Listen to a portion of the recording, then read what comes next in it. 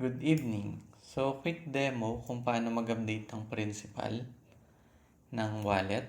So, this is for own bank particularly kasi siya lang naman yung gumagamit or nagbe-base ng interest based on principal value, not the actual balance ng wallet.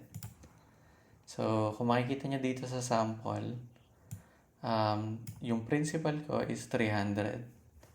And yung laman ng account ko is 385. Assuming the scenario is kakadeposito nyo lang nung 85. So, kakadeposit nyo lang. And hindi pa siya papasok sa principal. So, punta lang kayo dun sa wallet and then settings. Then, click nyo lang yung update principal. Update principal, yun, kagaya ng sabi niya, ikakopy niya yung current wallet balance nyo papunta sa principal. So, next cycle ng crediting ng interest, magbe-base na siya dun sa updated principal imbis na dun sa 300 lang kanina.